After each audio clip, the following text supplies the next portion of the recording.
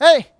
Je parie qu'en rando, si tu tombes sur une petite falaise qui a environ cette hauteur-là et que tu dois la passer sans ton sac, tu vas faire un truc comme ça. Voilà. Et ensuite, tu vas passer. Bon, c'est pas mal, hein, mais on peut faire mieux.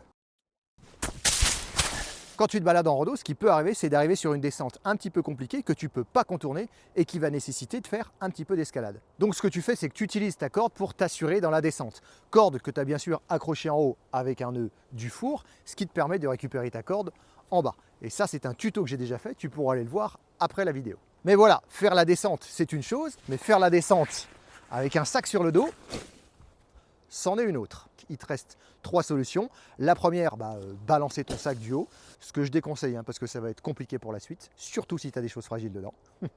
La deuxième, utiliser ta corde pour l'accrocher au sac et descendre ton sac en bas tranquillement. Sauf qu'avec cette méthode, tu ne pourras plus utiliser la corde puisqu'elle sera accrochée sur ton sac et donc ça sera compliqué après de faire une descente en rappel. Il te reste donc la dernière solution, accrocher ta corde à ton sac avec un nœud spécial qui te permet de descendre ton sac jusqu'en bas et de récupérer ta corde une fois qu'il est descendu. Donc tu prends ton sac avec ici l'accroche qui est au-dessus et tu passes ta corde dedans.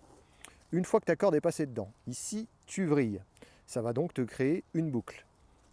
L'excédent de la corde, là, tu la passes en dessous ici et elle va revenir dans la boucle. Mais attention, pas entièrement. Tu refais ici une ganse et tu la passes dedans. Voilà. Comme ça. Une fois que tu es dans cette configuration-là, tu serres. Hop. Une fois que le nœud est bien serré, pas de problème, il est solide. Tu vas pouvoir descendre ton sac. Et pour le défaire, c'est super simple, il suffit de tirer sur cette partie-là. Hop.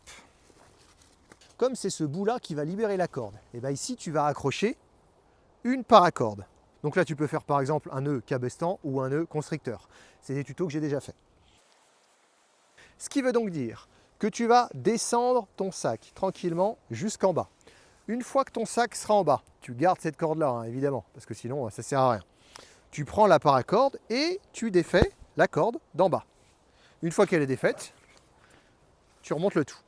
Bon, et pour les petits malins qui vont me dire « Ouais, du coup, si tu avais de la paracorde, tu as juste à descendre ton sac avec la paracorde et à utiliser l'autre corde pour faire du rappel. » Non, parce que si tu veux faire du rappel et récupérer ta corde en bas, il faut que tu fasses un nœud du four au-dessus. Et si tu fais un nœud du four au-dessus, alors tu dois utiliser ta paracorde pour récupérer l'autre corde. Ce qui veut donc dire que là, par exemple, je fais descendre mon sac tranquillement jusqu'à ce qu'il touche le sol.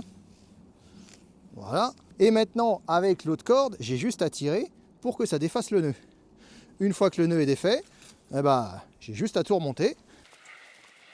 Et là, je peux utiliser ma corde depuis le haut pour descendre en rappel.